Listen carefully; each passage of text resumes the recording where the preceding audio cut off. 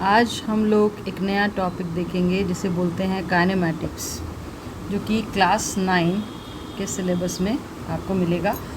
इसमें हम लोग पढ़ते हैं मोशन इन वन डायमेंशन। ठीक है, मोशन इन वन डायमेंशन हम इसमें पढ़ेंगे।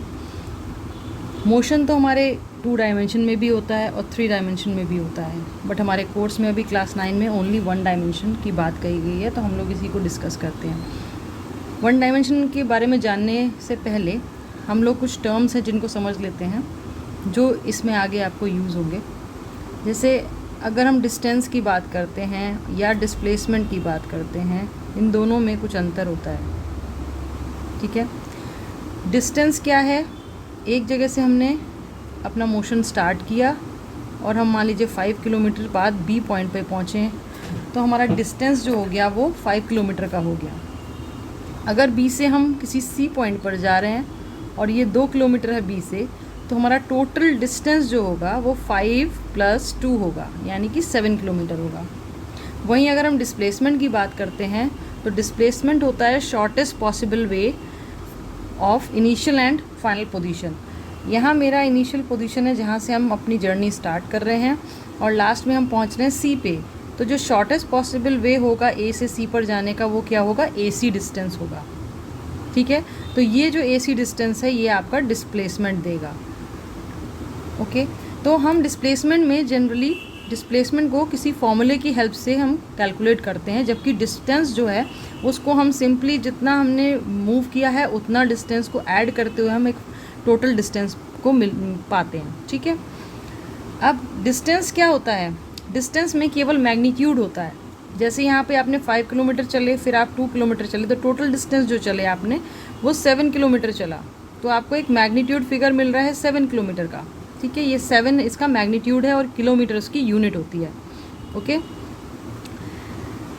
लेकिन डिस्प्लेसमेंट में क्या होता है? डिस्प्लेसमेंट जो है वो एक वेक्टर क्वांटिटी होती है। अब वेक्टर क्वांटिटी क्या होती हैं उनको भी समझ लेते हैं कि वेक्टर क्वांटिटीज़ वो क्वांटिटीज़ होती हैं जिनमें हमें मैग्नीट्यूड के साथ साथ डायरेक्शन भी दिया होता है। ठीक है, अगर हम बोलते हैं कि A is moving 5 kilometre towards east, ठीक है, तो इसका मतलब क्या है कि 5 किलोमीटर ए जो है ईस्ट की तरफ मूव कर रहा है, और फिर किसी पॉइंट बी पर जाने के बाद वो साउथ की तरफ 2 किलोमीटर मूव कर रहा है। तो हमें फाइनल डिस्प्लेसमेंट अगर निकालना होगा तो हम इस वैल्यू को, ये हमारा फाइनल डिस्प्लेसमेंट होगा जिसको कि हम निकालेंगे। अब यहाँ हमने देखा कि अगर हम इसका डिस्टेंस निकालते हैं कि मेरा ए से, मान लीजिए सी पॉइंट है, ए से सी तक आने में अगर मुझे डिस्टेंस कैलकुलेट करना रहेगा तो हम केवल मैग्नीट्यूड्स लेंगे। ये यहाँ से यहाँ तक 5 किलोमीटर है और यहाँ से यहाँ तक 2 किलोमीटर है, तो total distance travelled bye me is 5 + 2 that is 7 kilometre. But displacement जो कि शॉर्टेस्ट पॉसिबल वे होता है आपके इनिशियल और फाइनल पोजीशन के बीच में, तो आपको इसको कैलकुलेट करके निकालना पड़ेगा। तो अगर आप देख रहे हैं तो ये एक राइट एंगल ट्रायंगल के फॉर्म में आ गया। ठीक है, जिसमें आप हाइपोटेनस AC आपका हो गया, ये परपेंडिकुलर हो गया, ये बेस हो गया। तो एक पाइथागोरस फॉर्मूले की वजह से आप इसको सॉल्व करके AC को निकालेंगे। तो जैसा हमने पहले बोला था कि डिस्प्लेसमेंट में आप किसी फॉर्मूले का यूज़ करते हैं और डिस्टेंस में केवल आप मैग्नीट्यूड ऐड करके आंसर बता सकते हैं। तो वो चीज़ यहाँ पर क्लियर हो गया। अब ये जो हमारा डिस्टेंस है ये तो हमने बताया स्केलर क्वांटिटी है, तो स्केलर क्वांटिटी में कोई डायरेक्शन की ज़रूरत नहीं होती है, उसमें केवल मैग्नीट्यूड होता है। जबकि डिस्प्लेसमेंट हमारी वेक्टर क्वांटिटी होने की वजह से उसमें डायरेक्शन मेंशन होते हैं कि हम मूवमेंट किस डायरेक्शन में कर रहे हैं। अब बात आती है स्पीड। What is speed? ठीक है, स्पीड वर्ड हम बहुत यूज़ करते हैं, सुनते हैं, बट स्पीड होता क्या है? स्पीड होता है डिस्टेंस ओवर टाइम। इसका क्या मतलब है कि हम पर यूनिट टाइम में कितना डिस्टेंस ट्रेवल कर ले रहे हैं, वो हमारी स्पीड बताती है। ठीक है, अगर हम बोल रहे हैं कि किसी गाड़ी की स्पीड 5 किलोमीटर पर आवर है, इसका क्या मतलब है कि वो 1 आवर में 5 किलोमीटर का डिस्टेंस ट्रैवल करती है। ठीक है, अब इस स्पीड में भी आप देखिए कि ये एक स्केलर क्वांटिटी होती है। स्केलर क्वांटिटी क्यों होती है?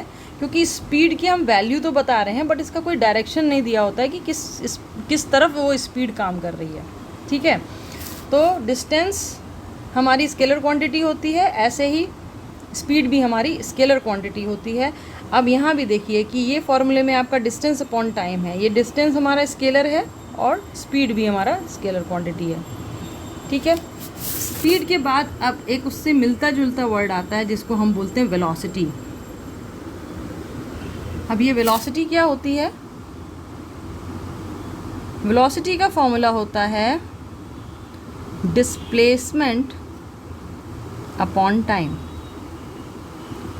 यानी कि अब ये डिस्प्लेसमेंट क्या है जो अभी हमने लास्ट पढ़ा। सबसे पहले तो ये समझिए कि वेलोसिटी जो है एक वेक्टर क्वांटिटी होती है, ठीक है, और डिस्प्लेसमेंट भी हमारी वेक्टर क्वांटिटी होती है, ठीक है। तो वेलोसिटी में हमारे मैग्नीट्यूड के साथ साथ डायरेक्शन भी दिया रहता है। तो स्पीड और वेलोसिटी में यही फ़र्क है कि स्पीड स्केलर क्वांटिटी है, उसमें केवल मैग्नीट्यूड होता है, डायरेक्शन नहीं होता। और वहीं वेलोसिटी जो है वो एक वेक्टर क्वांटिटी है जिसमें आपके मैग्नीट्यूड के साथ साथ डायरेक्शन भी मेंशन होता है। और इसके फॉर्मूले में हम डिस्प्लेसमेंट यूज़ कर रहे हैं जो कि अगेन एक वेक्टर क्वांटिटी है। इस डिस्प्लेसमेंट को हम क्या बोल सकते हैं? अगर कोई ऑब्जेक्ट ए से बी जा रहा है और बी से फिर सी आ रहा है तो ये डिस्प्लेसमेंट हो गया ए सी। अगर इसकी फाइनल पोजीशन x1 थी और इसकी इनिशियल पोजीशन x1 थी और फाइनल x2 है तो डिस्प्लेसमेंट क्या हो जाएगा? Final position minus initial position. तो इसको हम x2 माइनस x1 भी लिख सकते हैं ओवर टाइम, ठीक है। तो इस तरीके से हम डिस्प्लेसमेंट को कैलकुलेट करते हैं। जो भी फाइनल डिस्प्लेसमेंट की वैल्यू है, जहां ऑब्जेक्ट फाइनली पहुंचा है, उसका क्या उसका क्या मैग्नीट्यूड है, उसमें से हम जो इनिशियली उसकी पोजीशन थी उसके मैग्नीट्यूड को माइनस करते हैं, ठीक है। तो इस तरीके से आप वेलोसिटी की वैल्यू निकाल पाते हैं delta x upon delta T. अब इसके बाद हमारा वेलोसिटी के बाद आता है एक्सेलरेशन, ठीक है। एक्सेलरेशन क्या है? एक्सेलरेशन है जैसे आप कोई रास्ते में अगर गाड़ी लेके जा रहे हैं और आप उसकी स्पीड को बढ़ाते हैं, एक्सेलरेट करते हैं, तो वो जो होता है वो एक्सेलरेशन होता है। अब एक्सेलरेशन का फॉर्मूला समझते हैं। एक्सेलरेशन कहाँ से आता है? Change in velocity. आप जिस पर्टिकुलर वेलोसिटी पे चल रहे हैं, अगर आपने उसको बढ़ा दिया तो वो जो डिफरेंस अराइज होगा विद रिस्पेक्ट टू टाइम, ठीक है, किसी पर्टिकुलर टाइम इंटरवल में, तो वो हमें एक्सेलरेशन की वैल्यू बताता है। अगर आपका इनिशियल वेलोसिटी v1 है और अगर फाइनली आपने बढ़ा के उसको v2 कर दिया तो आपका चेंज इन वेलोसिटी क्या हो जाएगा? Final velocity minus initial velocity, ठीक है। और इसमें v1 जहाँ पे था, अगर उसको वहाँ पे टाइम अगर आपका t1 था और वेलोसिटी v2 होने पे जो आपने टाइम नोट किया वो t2 था, तो आपका जो टाइम इंटरवल हो जाएगा वो t2 माइनस t1 हो जाएगा। तो इसको हम क्या लिख सकते हैं? Change in velocity delta v over delta t। तो इस तरीके से आप एक्सेलरेशन निकालते हैं। अच्छा, अब बात आती है इनकी यूनिट्स की। अभी जितने भी टर्म्स हमने समझे, अब उनकी एक एक करके हम लोग यूनिट्स डिस्कस कर लेते हैं। सबसे पहले हमने जो बात की थी वो की थी डिस्टेंस की। डिस्टेंस क्योंकि एक स्केलर क्वांटिटी है और उसमें मैग्नीट्यूड ऐड होता है, तो इसकी यूनिट मीटर में होती है, SI यूनिट, ठीक है। डिस्प्लेसमेंट अगर हम निकालते हैं वो भी एक तरीके का एक डिस्टेंस ही है, बट ये फाइनल माइनस इनिशियल डिस्टेंस को निकालता है, तो इसकी भी यूनिट हो जाती है मीटर। इसके बाद बात आती है स्पीड, जो कि डिस्टेंस अपॉन टाइम होता है। डिस्टेंस की SI यूनिट होती है मीटर और टाइम की होती है सेकेंड, तो स्पीड की हमारी जो यूनिट होगी वो मीटर पर सेकेंड हो जाएगी। वेलोसिटी अगर हम देखते हैं तो वेलोसिटी क्या होता है? Displacement upon time. Again displacement की यूनिट मीटर है और टाइम की है सेकेंड, तो ये दोनों ही यूनिट सेम रहती हैं और ये दोनों भी यूनिट आपस में सेम रहती हैं।